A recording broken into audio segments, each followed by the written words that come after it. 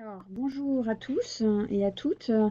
Je pense que Tiffaine Baudelomeni, que nous pouvons saluer de Sherpa, va nous aborder la présentation, va nous présenter le guide réalisé par Sherpa sur les premiers plans de vigilance. On est au bout d'une première année déjà d'application de la loi sur le devoir de vigilance qui a été adoptée le 27 mars 2017 et qui stipule que ces grandes entreprises doivent mettre en place un plan de vigilance qui comporte des mesures de vigilance raisonnables qui sont de nature à identifier les risques pour prévenir les atteintes graves envers les droits humains et les libertés fondamentales, la santé et la sécurité des personnes, ainsi que l'environnement, qui résultent des activités de ces entreprises et des sociétés qu'elles contrôlent directement et indirectement, des activités des sous-traitants et fournisseurs. Là, au bout de cette première année, Sherpa a élaboré un guide. Et vous, Tiffaine, vous avez l'expérience aussi d'accompagnement d'entreprises sur la responsabilité sociétale des entreprises et sur l'investissement socialement responsable. Qu'est-ce que vous pouvez nous dire de ce que permet de traiter ce guide de Sherpa par rapport au plan de Oui, vigilance? merci beaucoup, Plan de vigilance. Sophie, pour cette présentation. Est-ce que vous m'entendez bien? Oui.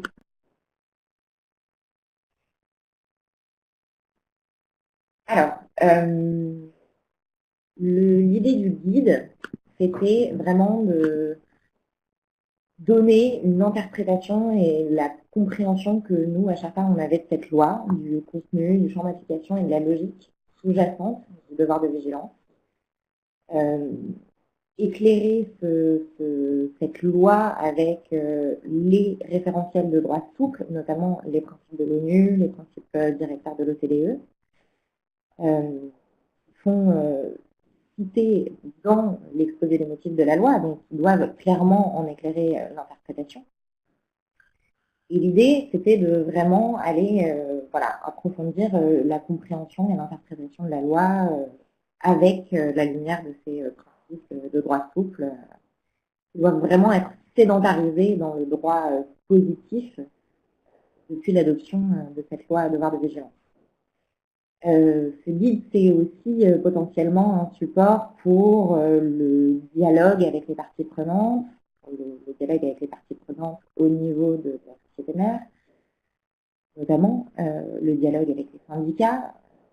C'est un support pour le plaidoyer, pour les entreprises, pour les ONG également. C'est un support également pour permettre des évolutions, on l'espère, avec une interprétation assez ambitieuse de la loi. Le guide, par contre, ça n'est pas un recueil de bonnes pratiques, ça n'est pas des attentes minimales ou un plan idéal.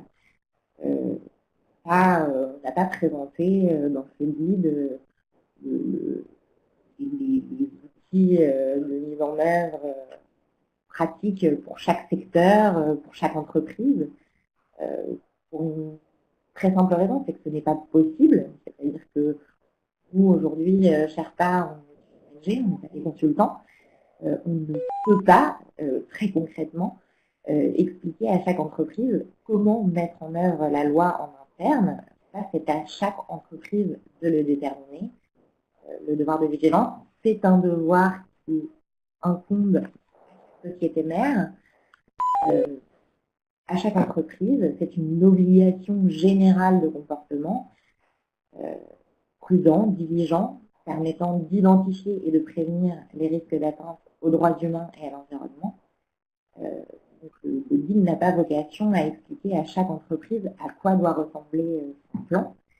Ça, c'est à chaque entreprise de le déterminer en interne, en fonction de ses risques, en fonction de ses problématiques, en fonction de son secteur d'activité, en fonction des pays dans lesquels elle opère. Voilà, donc le guide n'a pas vocation non plus à expliquer à chaque entreprise comment faire, c'est à elle de le dire. Peut-être un petit rappel sur la loi, vous l'avez mentionné rapidement tout à l'heure, Sophie. La loi devoir de vigilance, c'est une obligation générale de comportement prudent, diligent, qui pèse sur les sociétés mères de plus de 5 000 employés en France ou 10 000 employés dans le monde. Une obligation de comportement prudent et diligent dans ses activités, au sein de ses filiales, au sein de ses fournisseurs et sous-traitants. Une obligation d'établir, de mettre en œuvre et de publier les mesures de vigilance. Le plan de vigilance n'est finalement que le support matériel de cette obligation de comportement. Ce n'est pas la fin en soi du devoir de vigilance, c'est vraiment le support matériel de l'obligation. Et puis à la clé de cette obligation de vigilance, il y a les mécanismes judiciaires, il y a un risque pour l'entreprise et une possibilité d'accès à la justice pour les personnes potentiellement affectées par son activité, avec un mécanisme à la fois préventif, qui est le mécanisme d'injonction, qui permet d'aller demander au juge l'établissement et la mise en œuvre des mesures ou la publication du plan, et un mécanisme plus réparatif en cas de dommage, avec la possibilité de saisir le juge pour une action en responsabilité en cas d'atteinte aux droits humains ou à l'environnement.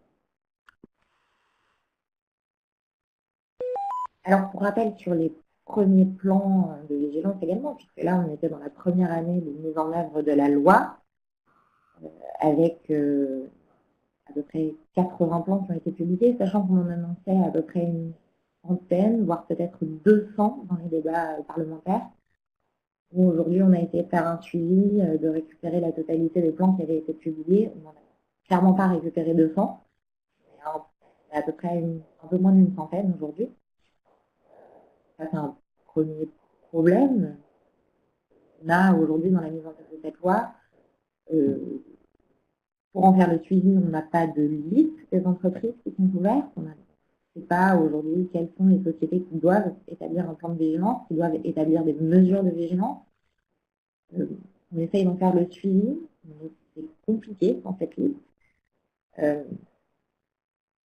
Idéalement, il faudrait que les entreprises précisent dans leur plan pour quelles sociétés est-ce qu'elles font le plan de vigilance, puisque aujourd'hui leur plan de vigilance doit couvrir leurs filiales, et certaines de ces filiales elles-mêmes ont l'obligation d'établir un plan de vigilance, parce que la loi leur permet d'être exemptées de cette obligation, lorsque leur société mère établit un plan également. Parce qu'aujourd'hui, on ne sait pas quelles sont les sociétés qui sont censées faire le plan, est-ce que ce sont des filiales, est-ce qu'elles sont couvertes par le plan de leur société mère, etc. On ne sait pas. Donc ça, aujourd'hui, c'est une demande qu'on fait à la fois aux entreprises et au gouvernement, c'est de donner cette liste, puis d'être clair dans les plans de vigilance sur quelles sont les sociétés qui sont couvertes ou non au titre du plan de vigilance des sociétés mères. Les premiers plans étaient extrêmement succincts.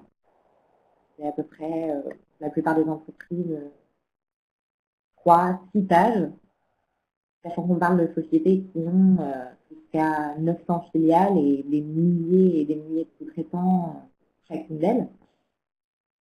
Donc on voit bien là l'écart entre, d'une part, l'ampleur de ces sociétés, de leur organisation et de leur chaîne d'approvisionnement, et de l'autre côté, des plans de vigilance qui ont là à peu près 4 à 6 pages.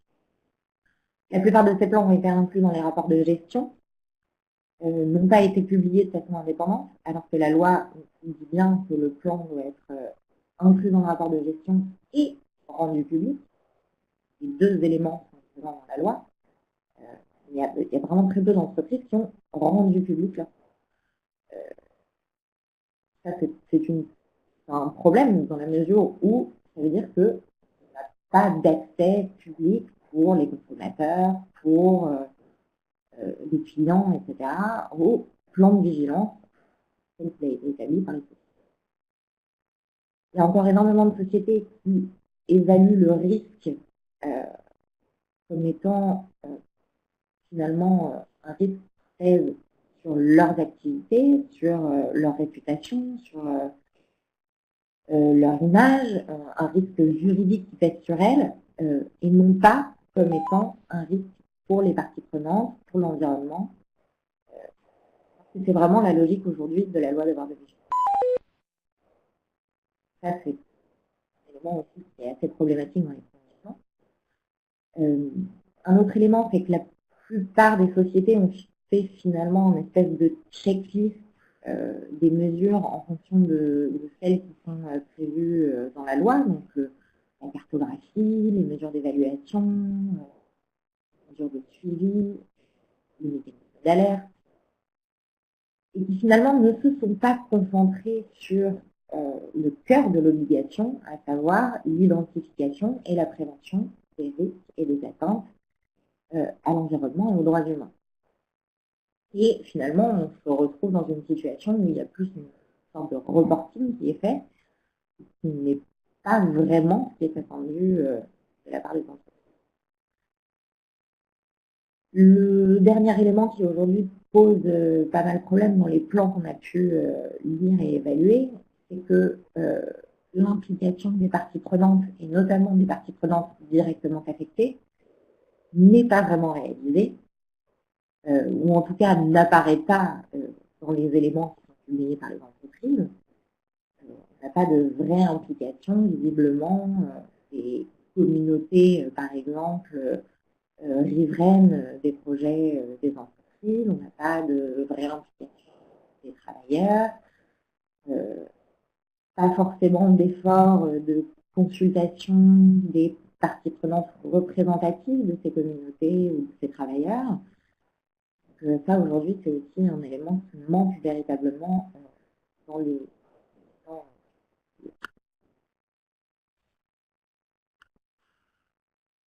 Alors, du coup, c'est important de revenir sur ce que c'est véritablement le devoir de vigilance. Le devoir de vigilance. Donc, c'est important de revenir sur vraiment le cœur de l'obligation de vigilance. Le devoir de vigilance, c'est véritablement une obligation légale de comportement prudent et diligent dans la totalité des activités de l'entreprise, que ce soit des activités opérationnelles ou des activités de support. C'est pour ça que nous, on insiste énormément sur le fait d'impliquer un maximum de départements dans l'établissement du plan au sein des entreprises. C'est important de ne pas avoir un effet de compromission entre les départements, que chacun puisse participer et que chacun soit sensibilisé au devoir de vigilance, qui doit vraiment innerver la totalité des activités de l'entreprise. On est vraiment sur une démarche où l'idée, c'est d'identifier et de prévenir les atteintes et les risques aux droits humains, à l'environnement. Vous pouvez terminer et ensuite on prendra quelques questions. Ça marche. L'idée, c'est vraiment, dans ce devoir de vigilance, d'établir, de mettre en œuvre de façon effective et de publier les mesures de vigilance. Pour la première année, comme je vous le disais tout à l'heure, les premiers plans qui ont été publiés étaient extrêmement succincts, faisaient quelques pages et ne reflétaient pas la réalité de la totalité des activités des sociétés concernées. Et c'est pour ça que nous, sur cette première année, on a décidé de mettre l'accent sur cet aspect de l'obligation, à savoir la publication et le fait d'être transparent sur ces activités et sur la mise en œuvre du devoir de vigilance, tout en sachant que le devoir de vigilance n'est pas une simple obligation de reporting, c'est vraiment une obligation de prévention et d'identification des risques. Est-ce que vous voulez peut-être prendre quelques questions? Là, nous, on avait déjà préalablement au webinaire quelques questions mises en ligne sur le site, un intérêt notamment pour les mécanismes de réclamation opérationnelle, et puis voir comment les multinationales peuvent s'assurer que leurs sous-traitants, notamment dans les pays en voie de développement, où les législations en droit du travail qui sont souvent moins importantes, donc comment ils peuvent s'assurer que leurs sous-traitants dans ces pays font eux aussi attention à ces risques, comment ils les mettent en vigilance. Voilà, c'est aussi comment on dépasse le rang 1 des fournisseurs. Alors nous, ce qu'on sait par les bilans à la CFDT, les premiers bilans qu'on a étudiés des premiers plans de vigilance, c'est que la moitié de ces plans ne sont pas en conformité sur plusieurs points de la loi. La cartographie d'une part, la priorisation aussi des risques. Une entreprise sur deux ne fait pas la cartographie, une entreprise sur deux ne met pas de cotation des risques. Je crois même qu'ils sont même plus nombreux que cela parce que certains ont parfois fait la cotation des risques, mais ne l'ont pas écrit dans leur plan. Donc il y a des choses qui se font sans être écrit. Il y a aussi dans les analyses qu'on a pu voir un manque d'association des parties prenantes, claires, et notamment un point de la loi sur le mécanisme d'alerte qui fait obligation d'associer les organisations syndicales et qui n'est pas non plus respecté la plupart du temps. Donc là, les questions qu'on a sur le site, c'est plutôt des questions en termes de mécanismes de réclamation opérationnelle et puis de comment on dépasse le rang 1, puisque souvent c'est le rang 1 des fournisseurs qui est dans le plan, mais on ne sent pas une exigence de mettre en place des mécanismes opérationnels pour que les sous-traitants soient questionnés eux-mêmes sur leur propre vigilance. Oui, alors sur la cartographie, effectivement, c'est vrai que pour l'instant, les sociétés n'ont pas publié des cartographies très poussées. Certaines d'entre elles affirment avoir établi des cartographies par produit, par région, par activité, mais ces cartographies ne sont pas publiées. Aujourd'hui, ça va complètement à rebours de ce qui est exigé par la loi devoir de vigilance et de ce qui est attendu par les parties prenantes qui peuvent suivre sa mise en œuvre. Ces cartographies, elles devraient être publiées. On attend des entreprises un niveau de détail et d'affinement sur leurs risques qui soit vraiment important. Il faudrait à minima que ces cartographies soient mises à disposition lorsque les parties prenantes en font la demande. Mais idéalement, ces cartographies, elles devraient être publiées. C'est-à-dire qu'on devrait être en mesure de lire avec un certain degré de finesse quels sont les risques de l'entreprise, quels sont ses impacts au niveau local, par région, par produit, par activité. On devrait être en mesure de lire au sein du plan très clairement, moi en tant qu'entreprise X, j'ai un risque très clair de, par exemple, travail des enfants en Côte d'Ivoire dans la filière cacao, par exemple. Ça, c'est quelque chose qu'on devrait être en mesure de lire de façon claire au sein du plan. Et pour l'instant, ce n'est pas le cas pour la plupart des entreprises où on a des listes très générales de risques qui ne sont pas forcément affinés en fonction des activités et des produits et qui ne sont pas, surtout, voilà, qui ne sont pas clairs en termes de localisation et de degré d'importance des risques. Il y a encore beaucoup d'entreprises qui sont focalisées sur le risque pour l'entreprise et ça aussi, c'est un gros problème. Alors Tiffany, il y a une question que je trouve très pertinente. On nous demande si c'est pas un peu paradoxal d'attendre que des compagnies qui ont des milliers de sous-traitants publient un plan si rapidement, alors qu'un bon plan devrait prendre du temps pour justement mettre en place une méthodologie et une cartographie des risques approfondie. Alors, est-ce que finalement, il n'y aurait pas, du point de vue juridique aussi, un peu à reprendre le principe comply or explain? Parce que finalement, on peut se dire, oui, c'est normal que des grandes entreprises qui appliquent pour la première année une loi aient du mal à le faire, hein, parce que c'est quand même complexe à mettre. Il n'y a pas de guide pratique avec cette loi. Donc on peut imaginer quand même qu'elles peuvent avoir, d'un point de vue juridique, à dire quelque chose, même si elles ne parviennent pas à renseigner certains points. Est-ce que vous avez un point de vue juridique là-dessus? Oui, alors non, on n'a pas du tout intérêt à mettre en place le principe comply or explain. Là, on est vraiment sur une obligation de comportement dont l'objectif final, c'est de permettre d'aller rechercher la responsabilité d'une société mère qui ne se serait pas conduite de façon prudente et vigilante. C'est vraiment ça le cœur de l'obligation de devoir de vigilance. C'est pas la publication du plan, c'est pas le reporting.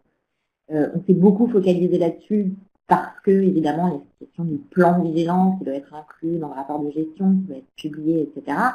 Mais le cœur de l'obligation, c'est une obligation de comportement, c'est une obligation de progrès, c'est une obligation de véritablement mettre en œuvre des mesures et de se comporter de façon vigilante. Les principes directeurs de l'OCDE ont commencé à être publiés dans les années 70,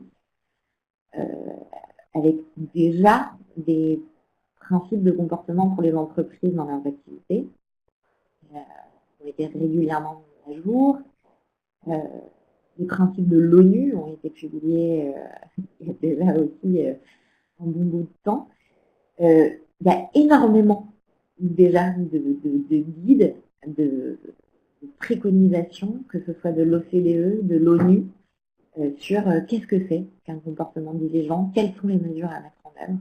Il y a énormément de guides qui ont été publiés également sur qu'est-ce que c'est qu'un mécanisme d'alerte, à quel niveau il doit être mis en place, à qui est-ce qu'il doit être destiné, quels sont les principes d'effectivité de ces mécanismes d'alerte. Il y a énormément aussi de guides qui ont été publiés et de standards qui expliquent qu'est-ce que c'est un risque pour les droits humains, qu'est-ce que c'est un risque pour l'environnement, etc. On n'a pas besoin de produire plus de guides aujourd'hui sur qu'est-ce que c'est un comportement diligent, qu'est-ce que c'est le comportement responsable des entreprises. Et la logique de la loi, c'est pas de donner encore plus de production de textes, etc. C'est pas d'aller produire de nouveaux guides sur ce que c'est le comportement diligent et raisonnable. C'est à chaque entreprise de le faire. Et il y a déjà énormément de produits sur ces questions. Et c'est ce qu'on rappelle dans notre guide des plans de vigilance, c'est qu'il y a énormément déjà de normes qui ont été produites sur le comportement responsable des entreprises. Qu'est-ce que ça veut dire, qu'est-ce que c'est l'identification des risques, qu'est-ce que c'est les mécanismes d'alerte, etc., etc. Aujourd'hui, ça fait une dizaine d'années. Est-ce qu'on pourrait imaginer que les entreprises pourraient donc publier des plans qui sont en construction, publier donc sur ces plans et dire bon, le plan que je mets en place n'est pas encore achevé, mais j'indique des procédures, des initiatives que l'entreprise prend pour indiquer qu'elles sont toujours en cours, ces initiatives, mais que donc le plan est en cours de construction et qu'il va s'étoffer. Ça, c'est quelque chose qui aurait été possible. Mais l'année prochaine, on imagine quand même qu'au bout dans la deuxième année d'application, les entreprises auront eu le temps de faire le tour, puisque vous dites qu'il y a des supports et des guides, auront sans doute le temps de faire des plans plus aboutis. Tout à fait. C'est vrai que là, la première année était une année test, entre guillemets. Il n'y avait pas de mécanisme judiciaire, il n'y avait pas de risque juridique pour les entreprises. Là, au bout de la deuxième année, c'est vrai qu'on attend quand même des plans plus aboutis, mais aussi parce que ça fait des dizaines d'années quasiment que le comportement prudent et diligent des entreprises est décrit dans les standards de l'OCDE, de l'ONU, sur la conduite responsable des entreprises, et que la plupart des grandes entreprises qui sont visées par la loi affirment respecter ces standards. Il y a un moment où, oui, on s'attend à ce que, effectivement, d'ici l'année prochaine, les plans et les pratiques soient un petit peu plus aboutis. Après que certains aspects soient toujours en construction, qu'on soit dans une logique de progrès, une démarche progressive, etc., c'est tout à fait audible et on encourage les entreprises à être honnêtes sur le fait que sur certaines activités, dans certaines branches, dans certaines régions, elles ont des difficultés à mettre en place certaines choses, elles ont des difficultés à prévenir certains risques, mais ce qu'on attend des entreprises, c'est une honnêteté sur ces problématiques, sur ces difficultés, et aussi une prise de conscience sur le fait que si on n'arrive pas à cartographier, si on n'arrive pas à évaluer sa chaîne d'approvisionnement, si on n'arrive pas à identifier cette chaîne d'approvisionnement déjà dans un premier temps, c'est qu'il faut réfléchir à la façon dont, dont l'entreprise est organisée, et donc la façon dont comment elle organise son activité au final. Donc, ce qu'on attend de la part des entreprises, c'est vraiment une réflexion sur le long terme, en termes de durabilité et d'organisation et de gestion de territoire. Alors, comme on l'a vu, la cartographie des risques n'est pas toujours réalisée. La priorisation dans cette cartographie des risques n'est pas toujours systématiquement réalisée pour la première année. On a un mécanisme d'alerte et de recueil des signalements qui ne se fait pas toujours, et en tout cas qui ne se fait pas en association dans 90% des cas avec les organisations syndicales, qui sont parfois même pas informées de l'existence du plan alors qu'il a été rédigé, qui n'arrivent parfois pas à se procurer le plan, qui n'est pas toujours publié en ligne sur le site de l'entreprise quand il existe. On a aussi un sujet donc de suivi de l'efficacité des mesures qui sont prises. Donc cette première année, on voit bien qu'on n'est pas tout à fait dans l'esprit de la loi, mais une bonne question qui nous est posée, c'est quels sont les risques juridiques aujourd'hui pour les entreprises qui ne seraient pas l'année prochaine, après cette année de test, on va dire, en conformité, qui ne seraient toujours pas en conformité dans l'application de la loi. Alors, les risques juridiques pour l'entreprise, ils sont doubles. Il y a d'abord un risque de se voir enjoindre par le juge de mettre en œuvre, d'établir et de publier effectivement les mesures de vigilance. Ça, c'est un premier risque. C'est-à-dire qu'il y a vraiment une possibilité de saisir le juge contre des entreprises qui n'auraient pas publié, qui n'auraient pas établi et qui n'auraient pas mis en œuvre des mesures de vigilance. Donc là, on est dans une dimension vraiment très préventive, avant la réalisation de quelques dommages qu'ils soient, vraiment dans une logique de est-ce que voilà, l'entreprise a véritablement réfléchi à ces risques, est-ce qu'elle fait en sorte de les prévenir, oui, non. Et là, on a une possibilité de saisir un juge sur cette question. Le processus, très concrètement, c'est une mise en demeure de la part d'une personne ayant à agir, et puis au bout de 3 mois, si l'entreprise n'a pas réagi, ne s'est pas conformé et n'a pas changé ses pratiques de façon effective, là, on a la possibilité de saisir le juge. Et c'est le juge qui, à ce moment-là, a regardé quelle est la pratique de l'entreprise, est-ce qu'elle a effectivement établi, mis en œuvre et publié des mesures ou non, et qui pourra potentiellement enjoindre à la société, lui ordonner de le faire, y compris sous astreinte. Je précise que les astreintes sont calculées en règle générale en proportion des jours ou des semaines ou des mois où la société ne se conforme pas. Ça peut atteindre des montants très importants. Donc il y a vraiment là un intérêt assez fort pour la société, si elle n'a pas envie d'avoir un risque juridique trop important, à se conformer à l'obligation de vigilance et à véritablement faire ce travail d'identification et de prévention des risques.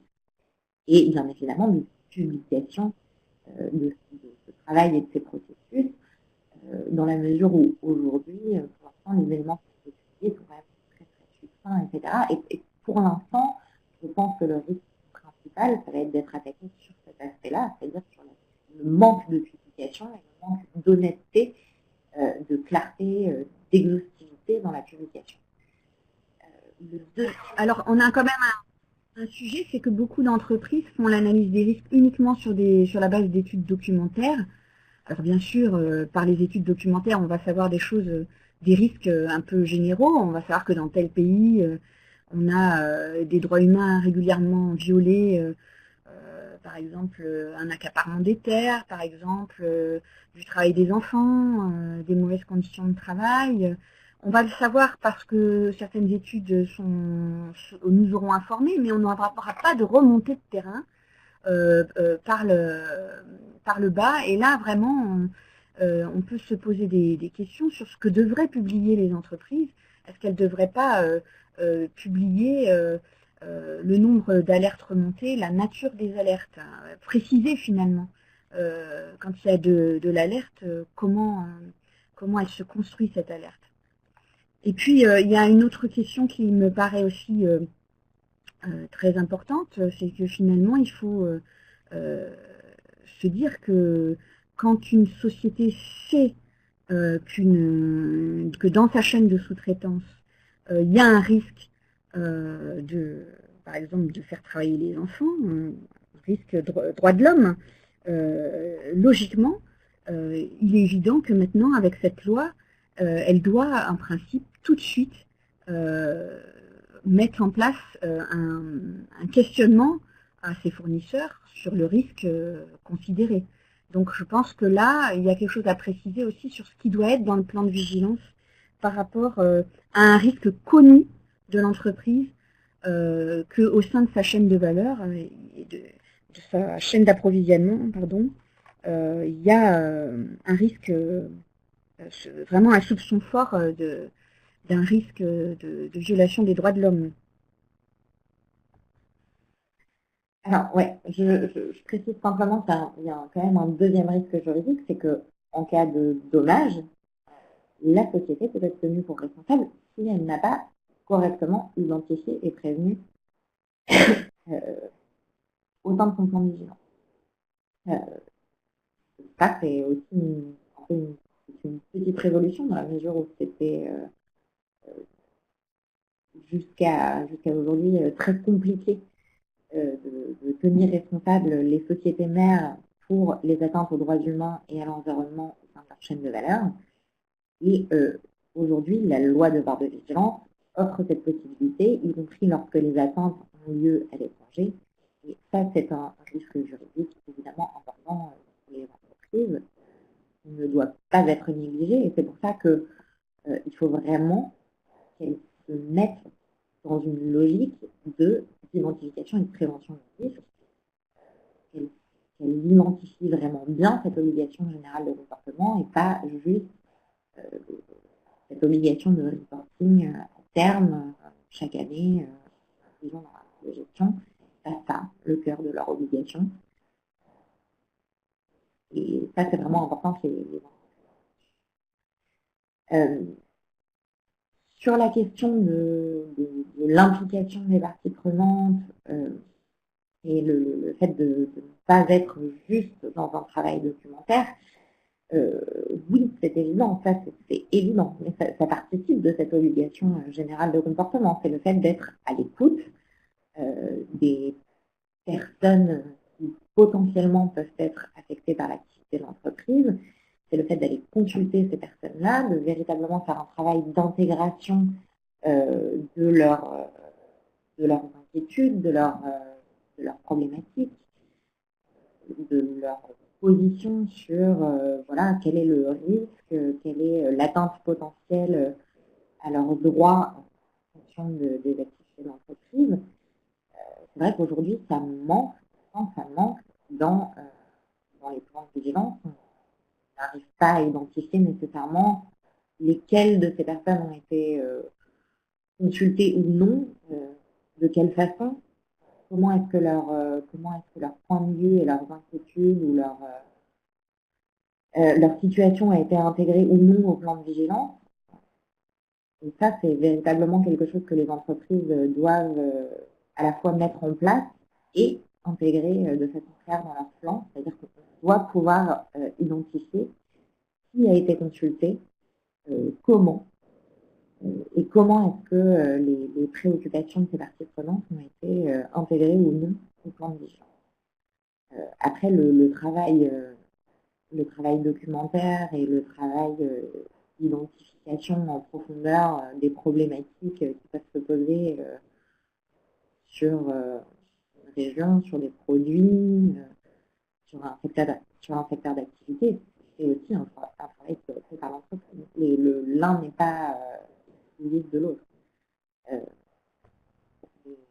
C'est vrai qu'aujourd'hui, ça manque un petit peu cet aspect plus consultation. Une dernière chose, avant de passer à la suite de votre exposé, parce que vous avez une autre partie de votre exposé à nous faire, hein, mais juste avant, toujours sur cette question de la manière dont on mesure les risques, on les évalue et dont on doit prendre des actions de prévention de nature à réduire et voire à supprimer le risque. Ce qu'on peut dire, c'est que finalement, cette loi, elle est une loi qui fait obligation non pas de moyens, mais une obligation de résultats. On a des entreprises qui arrivent à aller jusqu'au 6e rang de fournisseurs par des codes de conduite, par des chartes, par de la contractualisation avec les fournisseurs. Donc c'est possible. Simplement, personne ne dit que c'est facile, hein, mais c'est possible. Donc si on a des entreprises qui mettent en place un certain nombre de mécanismes et qui pour autant n'ont pas su voir qu'un fournisseur n'est pas conforme, finalement ne se conforme pas au devoir de vigilance, quelle serait la bonne attitude de l'entreprise face à ce risque quand il est constaté? Alors, l'attitude face au risque, une fois qu'il est constaté dans la chaîne d'approvisionnement, il y a plusieurs solutions. Si on est sur un risque grave et imminent, on peut conseiller à l'entreprise de prendre ses distances, potentiellement arrêter ou suspendre l'activité pour un temps. Après, beaucoup d'entreprises vous rétorqueront que c'est compliqué de suspendre ou d'arrêter une activité, de rompre des relations avec des fournisseurs sous-traitants, etc., qui est audible du point de vue de l'entreprise. Et dans ce cas-là, il faut que ce soit expliqué clairement dans le plan et que l'entreprise soit en mesure d'expliquer pourquoi est-ce qu'elle reste sur un secteur d'activité, pourquoi est-ce qu'elle reste en relation avec certains fournisseurs et sous-traitants, etc. Il faut qu'elle soit en mesure de le justifier et qu'elle soit en mesure d'expliquer comment est-ce qu'elle travaille avec ce fournisseur et sous-traitant ou comment est-ce qu'elle essaye de gérer le risque si elle décide de poursuivre son activité ou la relation avec